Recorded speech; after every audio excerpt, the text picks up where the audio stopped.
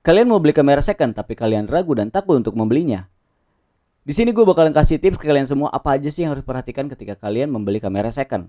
Sebelum video lanjut, kalian bisa klik dulu tombol subscribe-nya dan klik loncengnya biar kalian gak ketinggalan video-video terbaru dari gue. Kita putar dulu intronya, cekidot.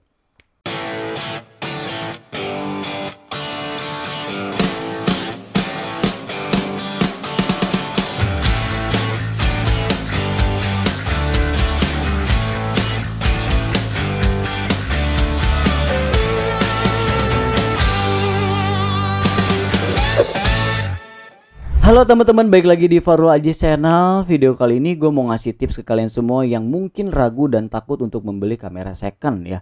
Jadi buat kalian semua yang mau beli kamera second itu ada beberapa yang harus kalian perhatikan ya. Langsung aja, yang pertama tipsnya adalah kalian mencari toko online dan toko di offline ya. Terus kalian cari harga yang kamera inginkan kalian tuh kamera. Misalnya ya kameranya langsung diibaratkan aja ya. Kamera yang pertama misalnya kalian mencari kamera Sony A6000. Nah, Sony A6000 kalian cari online dulu nih. Cari online, kalian cari Sony A6000 itu di hargaan berapa sih gitu ya. Misalnya dari toko ke toko itu biasanya nggak mungkin sama ya teman-teman. Misalnya beda 100.000 atau enggak beda 200.000, itu tergantung kondisi juga. Nah, udah kalian cari online, kalian cari lagi nih di offline, misalnya di toko-toko deket kota kalian ya. Misalnya nanti di harga itu kalian bandingkan dengan harga online, misalnya ada harganya itu lebih murah atau enggak lebih mahal ya gitu. Jadi tiap toko itu pasti beda-beda teman-teman dan tergantung kondisinya juga ya.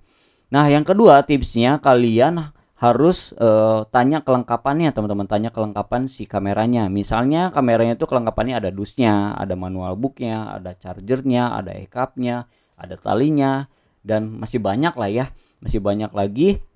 Itu benar-benar harus kalian perhatikan. Kalau misalnya kalian nggak ada nanya ke tokonya nggak ada dusnya, terus nggak ada manual booknya, itu bisa mempengaruhi harga teman-teman. Kalau misalnya nggak ada dusnya ya berarti batangan, otomatis kameranya itu juga pasti turun dong harganya ya, nggak lengkap juga ya, apalagi nggak ada talinya, itu berkurang banget gitu kata gue mah ya. Nggak terlalu apa ya, harusnya nggak terlalu mahal juga.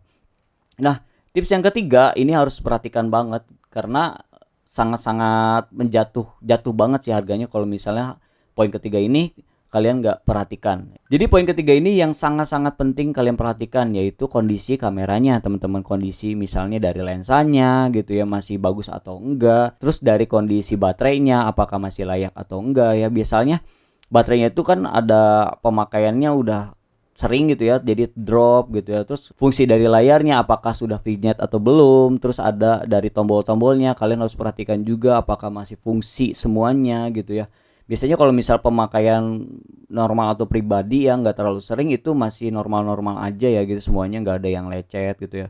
Kalau misalnya body sih lecet-lecet gitu, kalau tipis ya masih wajar lah ya. Kalau misalnya namanya juga second, nggak mungkin sebagus seperti baru ya teman-teman. Ada juga sih yang mungkin pemakaiannya apik banget ya, jadi diawet-awet gitu ya, sampai dibungkus mungkin sampai pakai silikon biar nggak gores-gores itu. Jadi pas ketika dijual lagi harganya masih tinggi, itu bisa jadi teman-teman. Jadi fungsinya juga. Nah, ada satu hal yang paling penting banget nih ya teman-teman ketika kalian membeli kamera bekas, dan mungkin banyak orang yang kurang tahu ya akan satu hal ini, yaitu kalian harus tanyakan shutter count-nya teman-teman. Shutter count itu apa sih? Kenapa harus kita menanyakan shutter count itu di kamera yang akan kita miliki? Nah, shutter count ini adalah berapa jumlah banyaknya kamera tersebut dipakainya teman-teman. Jadi ada tiap kamera itu ada shutter count-nya teman-teman. Shutter count itu ada batas maksimumnya.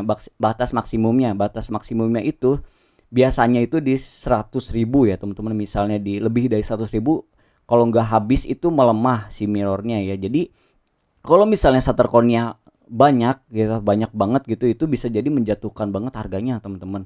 Karena shutter count itu lumayan teman-teman. Kalau misalnya shutter count-nya udah hampir atau enggak habis gitu ya, melampaui sampai batas maksimum, biasanya itu kamera udah minim banget ya, pemakaiannya itu udah lemah banget gitu si mirrornya atau enggak si DSLR-nya itu pas ketika kita membidik itu lemah banget ya, lambat juga, terus bisa menjadikan si kameranya itu nggak fokus dan shaking ya. Jadi lambat banget gitu pas nangkep gambarnya. Nah, si shutter count ini benar-benar harus kalian perhatikan ya. Jadi kalau misalnya kalian mau beli kamera second, harus tanyakan shutter count-nya berapa, udah terus pemakaiannya juga udah berapa lama teman-teman. Jadi jangan sampai kalian cuman hanya menanyakan fisiknya seperti apa dan masih bagus atau enggak, lensanya gimana, terus juga baterainya gimana, kelengkapannya gimana. Tidak hanya itu, dan yang paling penting itu shutter count-nya. Nanti kalau misalnya kalian udah membeli kamera itu dan shutter count-nya udah banyak tapi kondisinya masih bagus,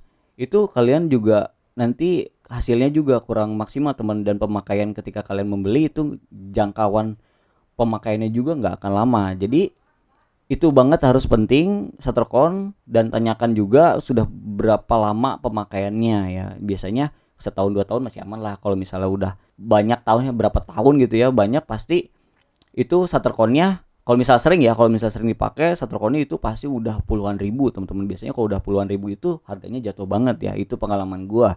Dan memang kalau shutter count itu emang paling penting di satu kamera. Makanya setiap fotografer itu biasanya ngirit-irit banget shutter count teman-teman, karena harga shutter count itu lumayan teman-teman kalau misalnya ganti. Dan gue juga kalau misal mau motret gitu ya, biasanya gue nggak langsung pakai kamera mirrorless atau nggak DSLR teman-teman. Biasanya gue pakai handphone dulu, misalnya framingnya udah dapat, baru gue loncat. Nah yang terakhir tipsnya, kalian setelah udah yakin nih sama kamera tersebut, kalian yakinin lagi nih si tokonya, apakah toko itu terpercaya atau enggak. Kalian cari ulasannya, apakah toko itu benar-benar dipercaya gitu ya. Kalau misalnya kalian COD, kalian juga berhati-hati, takutnya terjadi sesuatu ya gitu ya. Memang harus berhati-hati ya. Lebih aman sih kalau menurut gua lewat ini aja, lewat marketplace aja, misalnya di Tokopedia. Terus kalau nggak di Bukalapak, itu juga harus lihat toko-tokonya dulu yang benar-benar kalau dia itu memang menjual kamera. Kalau enggak, kalian chat dulu sama yang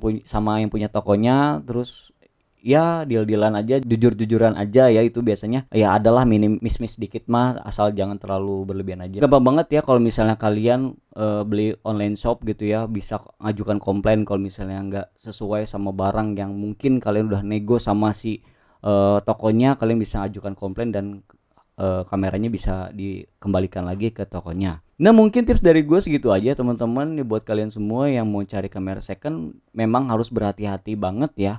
Apalagi kalau misalnya kalian mau belinya online ya teman-teman. Jadi harus bener-bener detail banget nanyanya ya. Misalnya dari awalnya itu harus cari tokonya. Jadi kalian nggak perlu buru-buru lah ya kalau misalnya kalian mencari kamera second itu ya.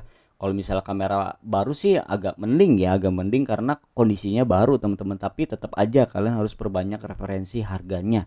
Terus yang kedua tadi, kalian harus ngecek kelengkapan si kameranya, mulai dari dus, terus dari baterai, dari strap, terus dari lensa, terus dari mungkin dari memori ya, bonusnya. Terus kalau enggak dari e-cupnya, itu harus banget diperhatikan. Dan yang penting tadi adalah shutter count ya. Kalian harus tanyakan shutter count-nya tuh berapa dan pemakaiannya sudah berapa lama teman-teman. Jadi kalau misalnya kameranya masih mulus, masih bagus, tapi misalnya shutter count-nya udah banyak, itu harganya turun teman-teman. Gak begitu mahal juga, karena itu umur dari kamera itu ya dari shutter count-nya teman-teman. Terus yang terakhir tadi, kalian harus meyakinkan si tokonya bener nggak sih itu menjual kamera teman-teman. Jadi jangan salah pilih tokonya. Kalian harus chat-chatan dulu tuh sama si yang punya tokonya. Lalu yang terakhir yang pentingnya, kalian harus melakukan negosiasi. Ya pastilah ada nego-nego gitu, agak-agak sedikit berkurang lagi dari harga yang ditawarkan. Ya mungkin segitu aja tips dari gua kali ini. Semoga bermanfaat untuk kalian semua. Mohon maaf jika ada kesalahan kata. See you next video. Bye bye.